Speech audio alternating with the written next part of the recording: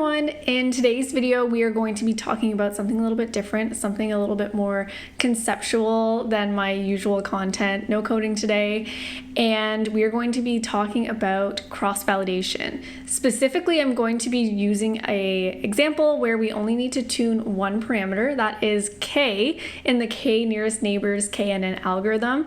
But even if you're not super familiar with KNN, you can follow along just to get the idea of why exactly we do cross-validation and what it looks like. Before we begin, I just wanted to give a quick shout out to Tiffany Timbers, Trevor Campbell, and Melissa Lee of UBC. A lot of these visualizations that I'm using have either been taken from the textbook Data Science, A First Introduction, which I'll link in the description, or have been somewhat lazily altered by me just to kind of clarify some of the steps. So thank you so much to them for putting that textbook together. It's a really great resource if you want a little bit more after this video. All right, let's just get right into it. So typically we have some data collected and we need to fit a model to predict something. Here we're going to think of the context of classification. So we are predicting a binary outcome. Here we have data on tumors and they are either classified as benign or malignant, and this model is using the concavity and perimeter of some tumor measurements to predict whether the classification is benign or malignant. So typically when we're evaluating our models, we are going to split our original data set into a training data set and a testing data set. The training data set is where all the model fitting, the model training goes on. That's where it happens. That's why it's literally called the training data set. And then we will eventually apply the model to the test data set to get some sort of idea of how good our model actually is. And what happens there is we have the true labels.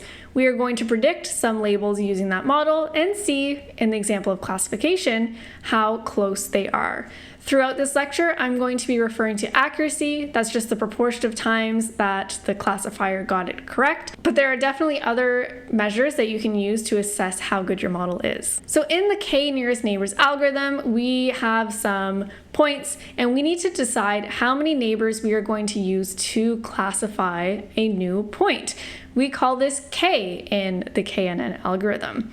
And we need to choose it. So this means that we need to tune the model to select a value of k, because for every k that we choose, the results can actually vary quite a bit. So maybe the first thought is, well, I can just fit a bunch of different k's for a KNN on the training data set, look at how it performs on the testing data set, and then compare some accuracy. So let's start with an example. Maybe I choose k equals 1. This is typically a horrible model choice. It's going to overfit, but let's look at it. So I'm going to take my training data set, build my model, fit it.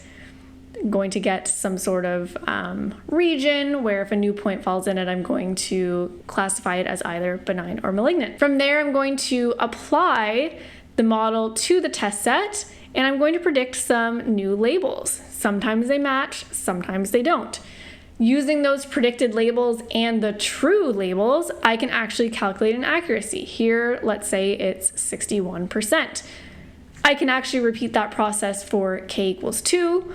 I'm going to get different predictions, and a different accuracy, and maybe I'll do it again for k equals 3. For now, let's just say that we're going to evaluate 3 different candidates for the value of k. So based on this preliminary analysis, maybe you're saying, well, when we trained our model with k equals 2 and applied it to the testing data set, we had the highest accuracy. K equals 1 and k equals 3 are both, in terms of accuracy, a poor model. So the question is, can I use this strategy to determine which k to use in my sort of final model? Well, it had the best accuracy, so you may be tempted to use it. However, the short answer is no. Because model tuning, that choice of k, is part of the training process, we actually cannot even touch the testing data set to make this decision. So what I just did was I applied the model to the testing data set and got an accuracy from there.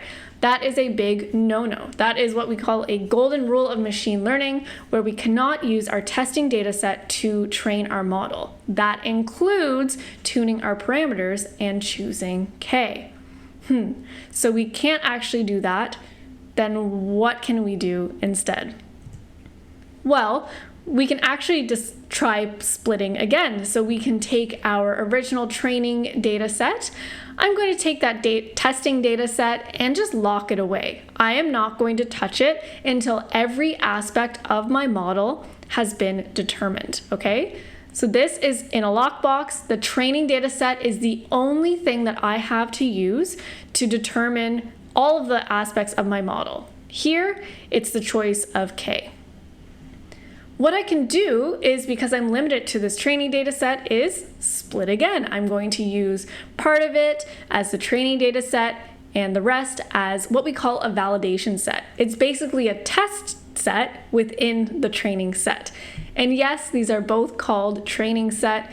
It is a little bit annoying to wrap your head around, but that's pretty standard across machine learning. The split, the way that we split, there's no real rule, but typically our training data set will comprise of about 80% of the original size, and we'll have 20%-ish in the validation set. Those numbers can vary, but that's kind of what I learned when I first learned K-nearest neighbors. Now we have 3 data sets. We have our training set, our validation set, and our test set, which is locked away, and we are not going to touch that until the very, very end. So we can only use these 2. So what we can do instead is kind of the same process that we did before, but this time using the validation set. So we're not touching the testing data set at all. So for each K, each value that we're interested in the example that I used, this was 1, 2, or 3. We can train the model on the training set, that smaller training set that secondary split, test the model on the validation set, get some measure of accuracy, and compare those accuracies. Which one was the highest across K equals 1, 2, or 3? And we can choose K that way. Now, this is not necessarily a bad strategy, but it does have a limitation. Sometimes when we split for the validation set, we get a little bit unlucky and our model performs poorly, that's a typo, sorry, poorly on the validation set, but when we apply it to the test set, it actually looks pretty good. But again, we can't use that test set to actually make these decisions. So what do we do? So instead of splitting one way, we are going to split many ways and average the results. So let's just go through this visual here. Again, this comes from that textbook that I linked in the description. Here, we are going to do something called 5-fold cross-validation. 5 is a pretty common number. Sometimes you see 10.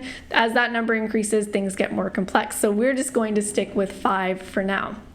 So I have 5 kind of pieces of my training data set, that kind of whole original split where I split into training and testing. This is the entire training set. I'm going to fit this model for a specific K. Let's do K equals 1 here 5 times. So for the first time, this little section is going to be my validation set. So I'm going to train my model on these 4 chunks, test it on this one, and get an estimated accuracy down here. I'm going to do that a second time. So independently, I'm going to train on the 1st, 3rd, 4th, and 5th, fit my model again with K equals 1, and then test it on the validation set and get some sort of accuracy. Then the 3rd kind of chunk, we call it a fold, becomes the validation set, then the 4th, then the 5th. That's why we get this kind of diagonal looking thing.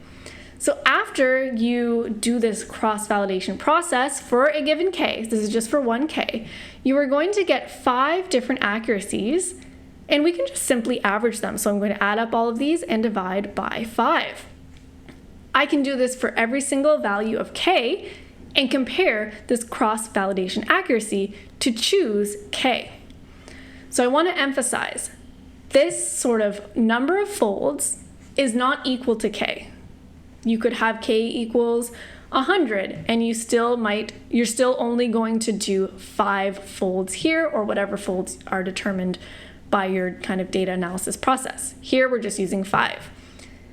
You are doing this process and calculating 5 different accuracies for every single value of k that you want to try.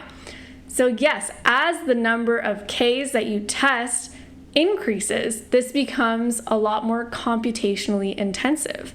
Maybe for only testing 3Ks and using 5 folds, it doesn't take that long, but imagine as the size of your data set grows and the number of Ks you want to try, this can be a fairly lengthy process.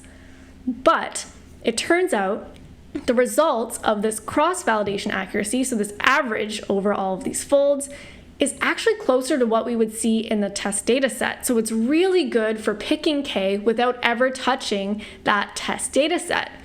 Because we're averaging, even if we get one bad split kind of just by chance, the results aren't going to be impacted greatly by that. So the whole process kind of looks like this. I have my entire data set, I have my training set, I'm going to split the data, lock that testing data set away. I don't want to touch it until I actually have a choice of K. With my training data set, for every single value of K equals 1, I'm going to do cross-validation, get 5 different accuracies and average them. K equals 2, do cross-validation, get 5 different accuracies and average them. K equals 3, 5 different accuracies and averaging them. Based on those average accuracies, I'm going to choose the best K. Maybe here it's K equals 3. So K has been chosen. I'm going to retrain with the whole data set, so I'm not leaving any data out. I just know, okay, I'm going to fit my model with K equals 3 on the entire training data set, and my model training is done. Then, when I'm ready to evaluate, I can apply my new model to the testing data set, compare the true labels and the predicted labels, and see how good my model actually was.